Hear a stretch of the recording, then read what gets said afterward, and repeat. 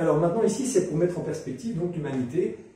Qu'est-ce qu'on fait à l'échelle cosmique quelque part? Pourquoi on est là? Pourquoi est-ce que c'est quoi dans une échelle plus grande?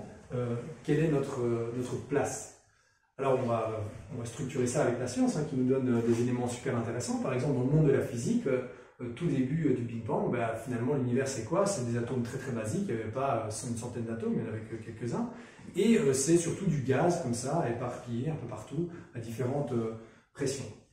Et puis, vous avez une structure vraiment magique qui se crée, qui est pour moi ce que j'appelle le pont entre deux mondes ou deux dimensions. Là, c'est une étoile qui est le pont entre le monde de la physique et de la chimie. Pourquoi? Parce que finalement, c'est au cœur des étoiles que sont forgés tous les autres atomes, les premières étoiles surtout, première génération. Une fois qu'une étoile explose, si vous voulez, les restes de ce qui se passe, des éléments qui sont forgés à l'intérieur, après, avec ça, on peut former des planètes. Donc le monde de la chimie est représenté par les planètes. Les planètes, c'est comme des grosses boules de chimie inconscientes, si vous voulez. Ensuite, vous avez la cellule vivante qui représente le pont entre le monde de la chimie et le monde de la biologie. À l'intérieur d'une cellule, c'est bien de la chimie, il y a des molécules, il y a plein de réactions, mais c'est plus que de la chimie. Il y a une membrane, il y a tout un système de fonctionnement beaucoup plus complexe qui forme à partir d'éléments chimiques quelque chose de vraiment à part qu'on appelle la vie. Tout comme une étoile est vraiment quelque chose de très très particulier.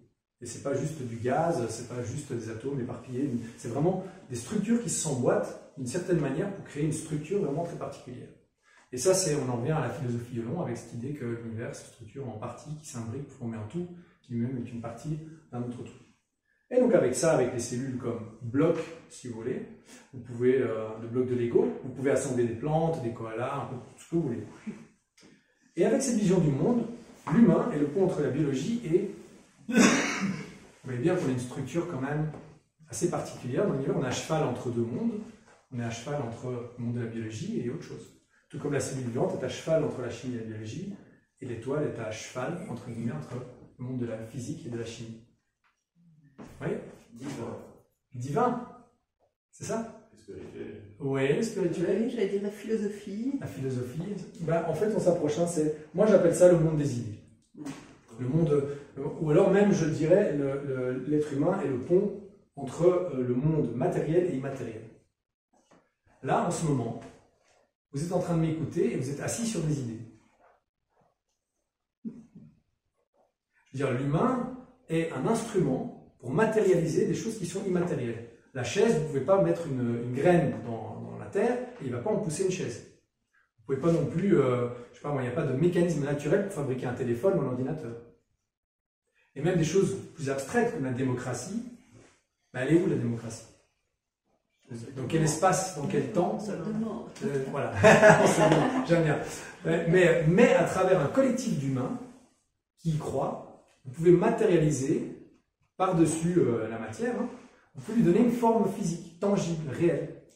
Vous pouvez créer des institutions, vous pouvez créer des lois, vous pouvez créer toute une série de mécanismes qui donnent une réalité tangible à des choses qui sont abstraites et qui n'existent pas vraiment, qui sont dehors de l'espace et du temps. Et cela inclut tout. Je veux dire, tout est finalement, tout ce qui est au-delà de l'humain est en dehors de l'espace et du temps, et nous, on a la capacité de faire le lien entre les deux. Donc vous pourriez imaginer l'univers comme étant juste de l'énergie pure, et puis par-dessus, on peut mettre des couches et des couches et des couches de choses qui la structurent comme une pâte à modeler pour lui donner une certaine apparence. Et ça peut être une apparence d'une étoile, ça peut être des planètes, ça peut être des êtres vivants, ça peut être aussi des idées. Et ce qu'on remarque, c'est quand même il y a une certaine tendance à créer des structures de plus en plus complexes. Et puis surtout, ce qui est vraiment magique, c'est quand on regarde le lien entre les choses. Je peux le résumer comme ça. Les lois de la physique sont ce qu'elles sont parce qu'elles permettent de construire les lois de la chimie par-dessus. Les lois de la chimie sont ce qu'elles sont parce qu'elles permettent l'émergence de la biologie par-dessus. Les lois de la biologie sont ce qu'elles sont parce qu'elles permettent la création, l'apparition d'un être humain. Et puis les lois qui s'appliquent aux êtres humains en tant que collectif seront ce qu'elles seront parce qu'elles permettent de répliquer ce genre de logique à l'infini. Vous voyez ce que je veux dire?